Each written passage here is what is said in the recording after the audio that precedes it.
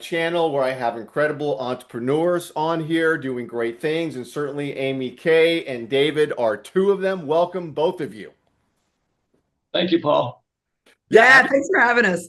absolutely. And David, you've got an incredible background. I just want to do a quick intro where you have decades leading private equity ventures and also serving as a CEO. I've gotten to know you and your background, amazing. And you're now leading a Vistage Group in the greater Phoenix area, AmyK. Obviously, we know each other, and you are an international award-winning keynote speaker, best-selling author, founder of AmyK International, and so many other things. Uh, and so I want to just jump into this because this is going to be a great session. David, I'm going to let you start talking a little bit about what you're doing with Vistage, and let's get into featuring AmyK and all that she has to say. Sure. So thank you, Paul. Listen, I've just started this venture with Vistage, and I think I've picked a great organization to work with and met a lot of great people so far. The last 20 years, I've spent running a lot of different companies in a lot of different areas. And one of the things that struck with me is being able to help people get the right people in the right seat. And working to develop them. And I think with Vistage, this has offered an opportunity for me to do that in spades because of the people surrounding Vistage. AmyK is one of the people that supports Vistage as a speaker, and she was a member. I don't want to steal any of her thunder, but for me, it's about helping people in their next development, helping them get to where they want to get to. So Love it. that's why I've joined Vistage. Love it. Love it. AmyK, you want to jump in? Yeah, I'm going to jump in on something. A provocative comment that you just made that I think we're all familiar with is being in the right seat on the right bus. And I am sure, David, with all of your M&A experience and expertise, you often arrived when the wrong people were in a seat, or you could even say the right people were in the wrong seat. Yeah. And so a lot of times this hits right at the heart of what I share with leaders. And that is that the life that you desire, whether that's at work professionally with the team that you deserve, or it's at home in your personal relationships, the life that you desire is on the other side of a tough conversation. And so often in that M&A scenario that you just alluded to, you're walking in and there are really good people who are in either the wrong seat on the bus or on the entirely wrong bus. And it's because so many leaders have avoided having that tough conversation. And it's not a cruel conversation to say, hey, my job as a leader is to say, how do I ignite and maximize your brilliance, whether that's shifting you into a different role or helping you find an entirely different bus so that you can be your best self somewhere else. Right. Yeah. I can say that that is the case more often than not. You know, there's a lot of great people out there. Sometimes they're just in the wrong company or in the wrong seat. Probably the most exciting case was when I walked into the office and there were 10 people there and 9 of them had to find a different seat. Wow. And one of them, I actually moved to another organization where he became a CEO. Wow. And was So, very yeah. successful. And he's So still there today. that's amazing. And that is, without sounding hyperbolic, that is a huge testimony to how powerful you see your role is, even in an M&A situation, of finding that right seat. And that is a tough conversation to have with some people because they have to be brave enough to make that courageous decision to move or shift or embrace that change. The other thing that I think that is so important to point out is the cost of that. So let's just take that extreme example, 9 out of 10. The cost of not having those conversations, and yes, finite dollars, energy, time loss, but then also the stress, the emotional toll that it takes on leaders when they're not having those conversations to get the team that they deserve. Right, right. I can echo that exactly. Once you get the right person in the right seat, everybody starts to relax. Everybody starts to perform better. They stop looking over their shoulder or they stop trying to cover for other people. And so the organization just works better when you have the right people working the right jobs. And so Well, all of us are in the people business, right? For sure. Yeah, And and I Paul had a wants to jump in here, I yeah, think. I just had a question for both of you. How do you know that someone's in the wrong seat? What are the signals that are going on at a company that raise the red flags? David, do you want to start with that? Yeah, sure. I've had to interview thousands of people, and you can just tell what they're interested in, what their experience leads to, what they want to do for work. So it has to be a match of their capability and what they want to do. And if you know what you're going to do with the organization, in this case, I can name one example where we were just in 2 states and we were going to go cover the whole country. Hmm. And the sales leader was great, but he was locked in to his geography at home and he couldn't travel. So Oh, in order to be a good leader, he was going to have to go out and I was going to have him gone more often than not. And he had young children that I think that's important. Being a parent was very important to him. yeah. And so I wanted to make sure to give them that opportunity. So it's really a match of what they're capable of doing and what they really can do or want to do, right? That's how I'd sum it up. Yeah, and I think you're also alluding to that nuanced layer of there's congruency. There's congruency in what I'm doing that matches my own internal like compass, my own set of values. Like you're saying, he valued time at home. He valued time with his children. And so what makes him high on life, and I am going to be specific, high on life, that where his Yeah. passion and his brilliance get ignited is that he is living in alignment with his essential self and his core values. And I think, Paul, that goes to, again, when you see somebody who's not in the right seat, they're burned out, they're exhausted, they're apathetic, they are drained, they're often sick a lot Oh, because, yeah. again, the compromised immune system, they're constantly stressed. And it's not that they're a bad person. And I think that's really important for us to say. It's that they're not in the matched, aligned seat that gives them that kind of that joie de vivre to say, oh, you can see my light. You can see how passionate I am. You can see how motivated I am intrinsically. Yeah, AmyK, and when you're hired to go into a business to look at this, are you hired to look at this specific issue? Look at the Sometimes. people? Yeah, and how do you approach it? I mean, do you interview the people? Like what's the execution of trying to figure that out? Well, I hate to scare people, but I can usually tell in about 3 minutes whether you're in the right seat by the way you present. And I know that's a medical term, the way the patient presents, but my Yeah. science background, I use that vocabulary. It's quickly obvious to me where their energy is, their ability to retain information because they're passionate about the subject.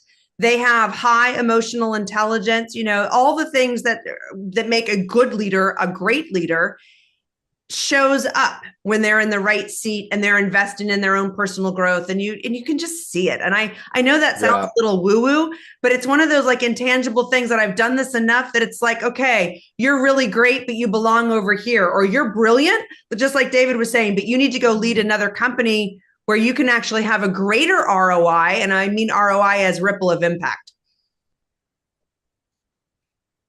David, what do you think? Oh, I think she hits around a great point of view. In 3 minutes, you can tell a lot about a person. The thing is, you're right most of the time, but you got to double check yourself sometimes. I've been wrong. I'm wrong about a lot of things, but but you make that call and then you talk to them about it and you help them get to that point as well. And I think that's what Amy was talking about when she talked about what's best for that person. Their passion is obvious. And if it's obvious and it's not fitting with the organization, you can point it out to them and make it easier transition because so Amy, you want to jump in there? No, I want to add to that, but I don't want to cut you off. No, go for it. You, David, are reminding me of a Vistage story. So probably 15 years ago, we were on a Vistage retreat, which is a powerful experience for Vistage members to really go off and have some of the deeper strategic, operational, cultural conversations. And there was a gentleman who had an underperforming executive assistant, and he was scared to death to fire her. He didn't want to have that conversation. And I said, let's flip your perspective, because you're just saying some of these conversations are really, really hard. What if it's not about conflict? What if it's not about performance? What if it's about you care so much about her as a person that you want her to be in some place that lets her feel fulfilled, that actually brings out the best in her? That's a beautiful gift to give somebody, is to say, you have so much to offer, and it's not in this role.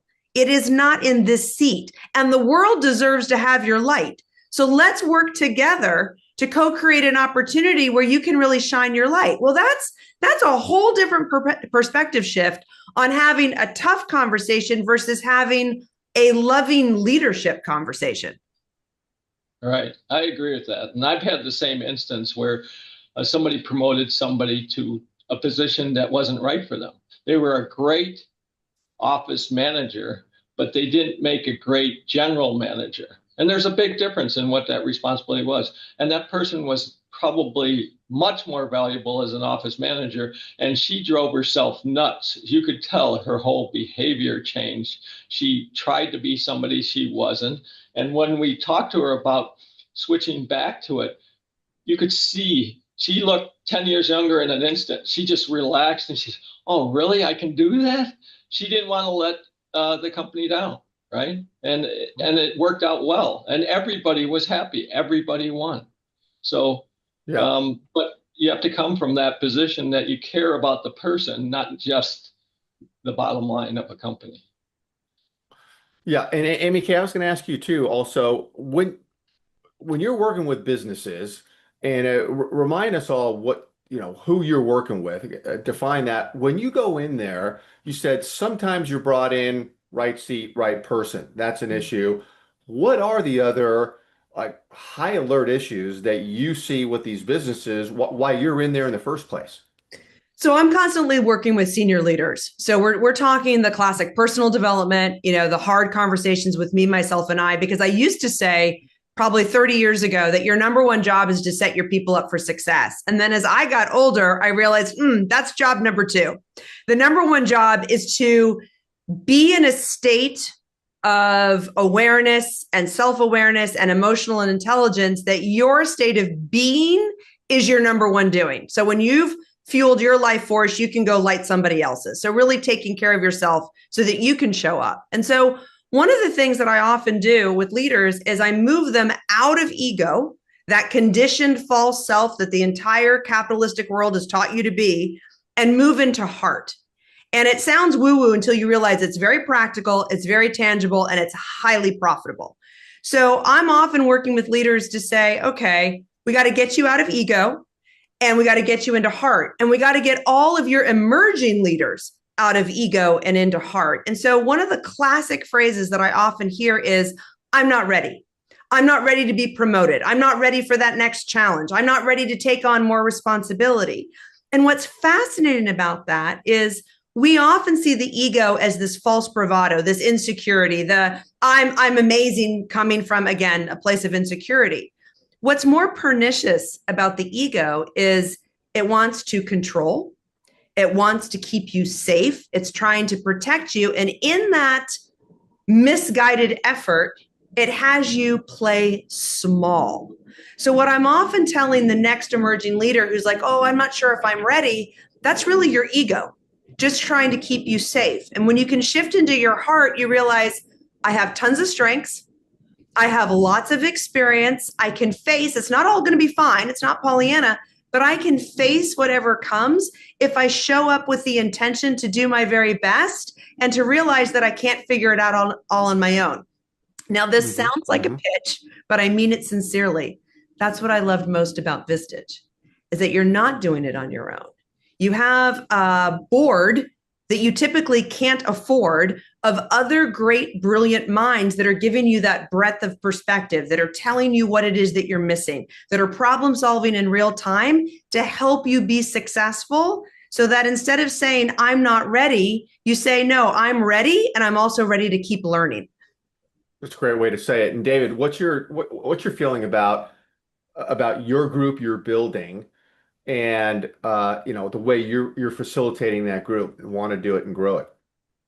Yeah, so Amy hit upon a couple points. So thanks, Paul. So one of the things that the group I'm building, I'm trying to build a group that's diverse in not only background, education, experiences, how they see life, not just what industry they're in. And I think an important piece of that she said is, I'm not ready. And a lot of the people that I'm talking to sometimes throw that out. I don't know if I'm ready for that. And then you have to challenge them to say, okay, what is getting in the way? Is it that you don't want to grow, or is it the environment, or what is it? So I'm glad you brought that up, Amy. But another thing I wanted to bring up and follow up and maybe ask Amy about is one of the things I'm trying to do, because of the way I grew up. I had a very strong mother. My godmother was probably the most influential person in my life growing up. She spent a lot of time with me. So I have the utmost respect for the way women are and what they bring to life, and how in my life they made me a better person. So I am trying to recruit intentionally more women than average that run companies. So I want half the group to be women. And so, Amy, from your perspective, what did you see as, being the obvious here, the woman in the room? You probably weren't the only woman, maybe at times you were, but what value did you see for you personally, but also for the rest of the group? Yeah, well, David, first, thanks for being an ally. Thank you for having that mission of having 50% women, because the truth is today, and McKinsey and company will support this data, that 71% of senior leadership across our Fortune 500 companies is still male. And, that's 29% for women. And yet you have Accenture, you've got the global leadership forecast saying that when women are in leadership positions, the company is more innovative and it is more profitable. And we have all kinds of case studies to prove that. And so you need that diversity. You need the other perspective around critical thinking and problem solving, and how women look at product placement and going to market, and how they see infrastructures and team dynamics and collaboration and connectivity, and all the business concepts are just better when they're looked at from a wide set of perspectives and experiences, both male and female, but also the diversity that you're talking about in experience and background and education and cultural and socioeconomic. And that, to me, as a member of Vistage, was one of the most helpful and valuable things that I had in my 8-year tenure, was that we would sit down in an executive session and we would solve problems with a multitude of perspectives, generational, different industry, different education. And so it made you a better decision maker. It made you a more informed decision maker. You could learn from other people's mistakes before you stepped in that same pothole, right? And so it also reaffirmed that, for instance, I too, on the flip, David, had incredible male figures in my life. I had an extraordinary father. I have extraordinary brothers. All of my bosses over the years were men, and many of them were mentors. And so when you have this interplay, it takes out a lot of the sting and just gives you a boost. It just is a whole career trajectory kind of like launch. And I think that that's really important. Yeah. So let me also ask you what you see as a difference in today's environment. What do you see different to succeed as a leader? Because you mentioned that earlier about multi-generational. What do you see different today being a leader and being successful with today's environment, and how you see it being different today than it was, let's say, 20 years ago? Well, a lot of shifts. There are a lot of changes, and we could be here for hours, but one that comes right to top of mind is, post-industrial revolution, everything was cookie cutter. Everything was template. And we're going to, punch a clock. We're going to stay in line. We're going to do our job. And we want everybody to do it the same. And we're going to treat everybody equally. Now, this is interesting because it's slightly provocative. So I want to make sure I'm not misquoted. When it comes to civil rights, when it comes to love, everybody needs to be treated equally.